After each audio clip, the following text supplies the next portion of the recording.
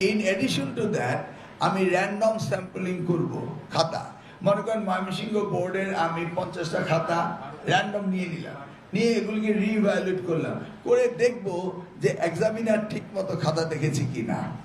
আমরা কিন্তু এক্সামিনারকে বলিনি যে আপনার 10টা স্ট্রিম যদি থাকে একটা লেখার মধ্যে বা একটা সরল অঙ্কের মধ্যে, লাস্টে আপনি ভুল করলেন, তার মানে আপনি 0 পাবেন না।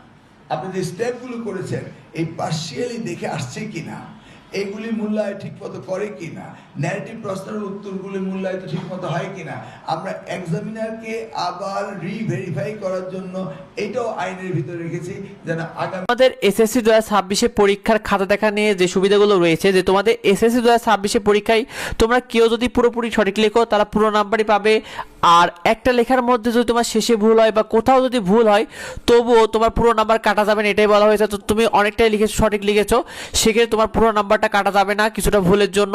শিক্ষার্থীরা দেখো, তোমাদের একটা লেখার মধ্যে যদি তোমার অর্ধেক ঠিক থাকে তাহলে কিন্তু তুমি অর্ধেক নাম্বারটাই পাবে।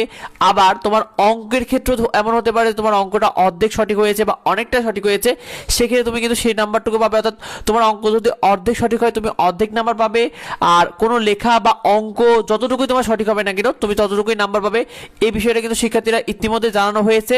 ইতিমধ্যে শিক্ষামন্ত্রী তোমাদেরকে জানিয়েছেন যে তিনি আরও বলেছেন খাতা দেখা শেষ হলে তিনি নিজে এলোমেলোভাবে বোর্ড থেকে কিছু খাতা নেবেন। অর্থাৎ তোমাদের খাতাগুলো যখন শিক্ষকরা দেখা হয়ে যাবে, অর্থাৎ শিক্ষকরা নাম্বার দেওয়ার পরে তিনি এলোমেলোভাবে কিছু খাতা নেবেন, নিয়ে তিনি নিজেই খাতাগুলো দেখবেন যে ঠিক মতো শিক্ষকরা নাম্বার দিয়েছে কিনা, এটা তিনি যাচাই বাছাই করে দেখবেন যে শিক্ষকদের নাম্বার দেওয়াতে কোনো ভুল আছে কিনা, শিক্ষকরা ঠিক মতো নাম্বার দিয়েছে কিনা তোমাদের, এই বিষয়গুলো তিনি দেখবেন, বা শিক্ষকরা তোমাদের কম নাম্বার দিয়েছে কিনা এইটাও তিনি দেখবেন বলে জানিয়েছেন। শিক্ষার্থীরা তোমাদের এসএসসি 2026 পরীক্ষা নিয়ে আরও জানানো হয়েছে যে তোমাদের এসএসসি 2026 পরীক্ষা পেছানোর যে কোনো প্রকার তথ্য ভিত্তিহীন পরীক্ষা তোমাদের নির্ধারিত 21 এপ্রিল থেকেই শুরু হচ্ছে, এটা তিনি একদম চূড়ান্তভাবে জানিয়েছেন।